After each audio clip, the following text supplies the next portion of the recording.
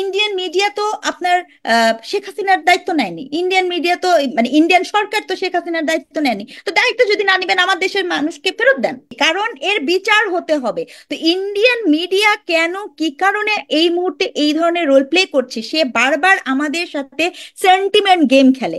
আমি সেই sentiment game খেলার এগেনস্টে অবস্থান করি। আমি কোনোভাবে এই সেন্টিমেন্ট গেম খেলতে দিতে আগ্রহী না।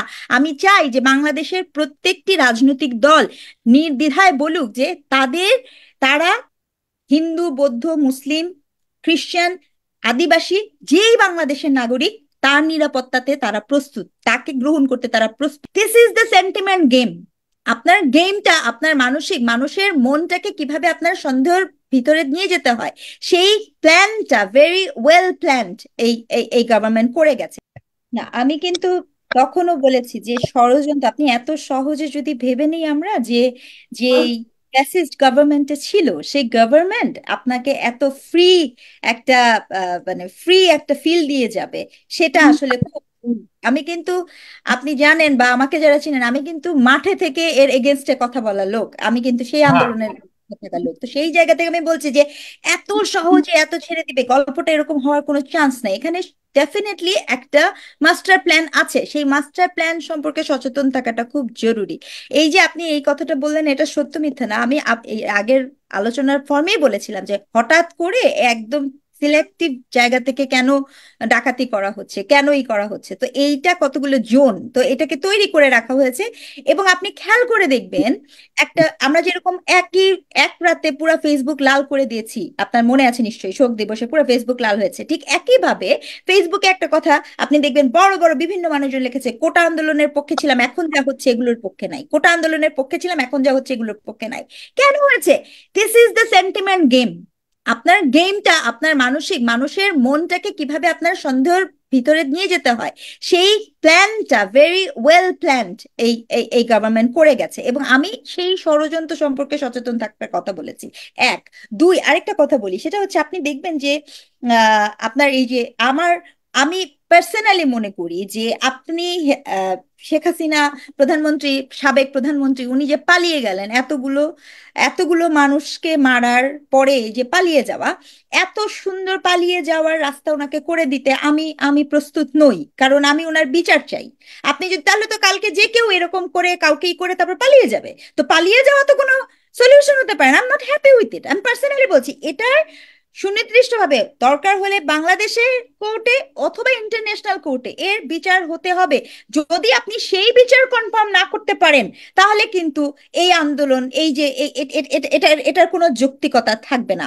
কারণ এখানে আপনাকে খুব সিলেক্টিভ হতে হবে যে আপনি এখানে কাকে করছেন, কাকে আপনাকে আপনাকে পয়েন্ট আউট করতে হবে যে আপনার দোষী ব্যক্তিটাকে।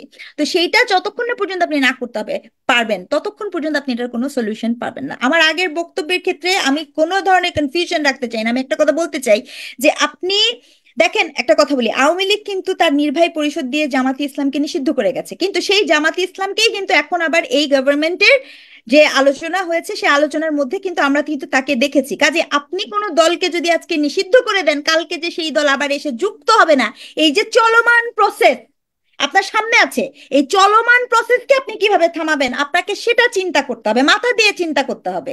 আবেগ দিয়ে চিন্তা করলে কিন্তু হবে না। It's a time to think very calm and quiet. তো ওই জায়গাটাতে আমার প্রশ্ন ছিল যে আপনার যে কোনো মূল্যে পিএম যে প্রধানমন্ত্রী ছিলেন, তার যে হাতে ছাত্ররা মারা গেছে, সেটার বিচার নিশ্চিত করতে হবে। আপনি আগে দলকে লোকেট করবেন নাকি ব্যক্তিকে লোকেট করবেন, সেই সিদ্ধান্ত নিতে হবে। আমাদেরকে পলিটিক্যাল পার্টি যারা আছে তারা পলিটিক্যালি এই বিষয়গুলো চুজ করবেন। যদি সেটা চুজ না করতে পারেন, তাহলে সেটার কনসিকুয়েন্সেস ভোগ করার জন্য আপনাদেরকে তৈরি থাকতে হবে। এই হচ্ছে আমার আর থার্ড একটা কথা বলি, যে ইন্ডিয়ান মিডিয়া, আপনি চিন্তা করে দেখেন, আহ আদানির কথা বলা হলো, আপনি চিন্তা করে দেখেন, ঠিক গতকালকে থেকে ঘুরছে নীতা আম্বানি। নীতা আম্বানি আপনার প্রফেসর ইউনুসকে কংগ্রেচুলেট করছে, এটার ইসেতে ঘুরছে। খেয়াল করে দেখেন ঠিক এই মুহূর্তে হঠাৎ করে নিতা আম্বানি প্রফেসর ইউনূসকে এই জন্য কংগ্রেচুলেট করছেন, উনি কংগ্রেচুলেট করছে যে 10 ইয়ার্স অফ সেলিব্রেশন অফ গ্রামীণ ব্যাংকের জন্য। এই যে এই বিষয়গুলো এরকম হঠাৎ করে হচ্ছে, আমি সেটা পার্সোনালি মনে করি না। এটা বরঞ্চ ডক্টর ইউনূসকে আপনি যাতে প্রশ্নবিদ্ধ করতে পারেন সেটারও একটা পলিটিক্যাল ফোর্স এখানে কাজ করছে। এবং ইন্ডিয়া সচেতনভাবে, এই যে আপনার কত ধরনের গুজব ছড়ানো হয় এখন, আপনার ইন্ডিয়ান মিডিয়া তো আপনার শেখ হাসিনার দায়িত্ব নেয়নি। ইন্ডিয়ান মিডিয়া তো মানে ইন্ডিয়ান সরকার তো শেখ হাসিনার দায়িত্ব নেয়নি। তো দায়িত্ব যদি না নেবেন, আমার দেশের মানুষকে ফেরত দেন, আমার দেশের অপরাধীকে আপনি ফেরত দেন। এবং এই কথাটা কিন্তু খুব গুরুত্বপূর্ণ। কেন বলছি? কারণ এর বিচার হতে হবে। তো ইন্ডিয়ান মিডিয়া কেন কি কারণে এই মুহূর্তে এই ধরনের রোল প্লে করছে? সে বারবার আমাদের সাথে সেন্টিমেন্ট গেম খেলে। আমি সেই সেন্টিমেন্ট গেম খেলার এগেনস্টে অবস্থান করি। আমি কোনোভাবে এই সেন্টিমেন্ট গেম খেলতে দিতে আগ্রহী না। আমি চাই যে বাংলাদেশের প্রত্যেকটি রাজনৈতিক দল নির্দ্বিধায় বলুক যে তারা হিন্দু, বৌদ্ধ, মুসলিম, খ্রিস্টান, আদিবাসী, যেই বাংলাদেশের নাগরিক, তার নিরাপত্তাতে তারা প্রস্তুত, তাকে গ্রহণ করতে তারা প্রস্তুত, কারণ তারাও বাংলাদেশের নাগরিক। এবং সেই অ্যাকসেপ্টনেসটা তৈরি করা, এটা একটা পরিবর্তন। আর আরেকটা কথা বলে আমি শেষ করে দিব, সেটি হচ্ছে যে আমি খুব এটাও আমার একটা প্রশ্ন। আপনি যদি আমি জানি না যে কি হিসাবে আপনি 3 মাসের মধ্যে নির্বাচন চান, এটা কিন্তু আমি বুঝি নাই, আমার মাথায় আসে নাই, পরিষ্কার না। আমি জানতেই চাই যে 3 মাসের মধ্যে কি বাংলাদেশের যে বিদ্যমান পরিস্থিতি আছে, সেই বিদ্যমান পরিস্থিতিতে 3 মাস কেন, 6 মাসের মধ্যেও কি একটি নির্বাচন দেওয়ার পরিস্থিতি আছে? এই প্রশ্ন করতে হবে রাজনৈতিক ভাবে। কারণ আপনি কি কি আপনাকে ঠিক করতে হবে? আপনি একই সাথে বিভিন্ন বিচার বিভাগের স্বাধীনতা চাচ্ছেন, একই সাথে নির্বাহী বিভাগের স্বাধীনতা চাচ্ছেন। পুলিশ বলছে যে সে নির্বাহী বিভাগে থাকবে না, সে বিচার বিভাগে চলে যেতে চায়, সেটা কি সম্ভব কিনা? একই সাথে তার কাছে এই প্রত্যাশা করছেন, আবার বলছেন 6 মাসের মধ্যে অতি দ্রুত নির্বাচন দিতে। অতি দ্রুত নির্বাচন কিছু মনে করবেন না, বিএনপি প্রস্তুত নির্বাচনের জন্য, অতি দ্রুত নির্বাচনের জন্য। মানে এটা আমার প্রশ্ন, এটা কি প্রস্তুত? কারণ আমরা যারা সাধারণ মানুষ দূর থেকে দেখি, আমার কাছে কিন্তু মনে হয় না প্রস্তুত। কারণ সেখানেও কিন্তু অনেকগুলো এলিগেশন আছে, সেগুলোকে ঠিক করতে হবে।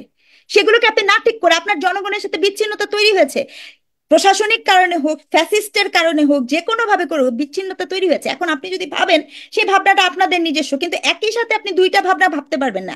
একই সাথে আপনি বিচার বিভাগের স্বাধীনতা চাচ্ছেন, একই সাথে আপনি নির্বাহী বিভাগের স্বাধীনতা চাচ্ছেন, এগুলো সব ঠিক করতে বলছেন, আবার একই সাথে আপনি বলছেন 3 মাসের মধ্যে আমাকে নির্বাচন দিয়ে দিতে হবে। কি মানে মানে কথাটা তো টুইস্টেড হয়ে গেল। কথাটাকে তো আপনার আর্টিকুলেট করতে হবে যে আসলে আপনি কি চান। এবং বিএনপির মতো একটি রাজনৈতিক দলের কাছ থেকে আমরা ম্যাচিউরিটি প্রত্যাশা করি, আমরা খুবই ম্যাচিউর স্টেপ প্রত্যাশা করি। এটা হচ্ছে আমার আমার বক্তব্য। এবং আমি সবাইকে আবেদন করব, জি। প্লিজ, মানে একদম নির্দ্বিধায় আপনারা যে যেখানে আছেন, সাধারণ নাগরিক আছেন, পাশের প্রতিবেশী রক্ষা করুন, পাশের মানুষটার পাশে যে দাঁড়ান। কারো কারণ ঐক্যবদ্ধ শক্তি যে কোনো ধরনের নির্যাতনকে থেকে মানুষকে রক্ষা করতে পারে। এতটুকুই বলা ছিল।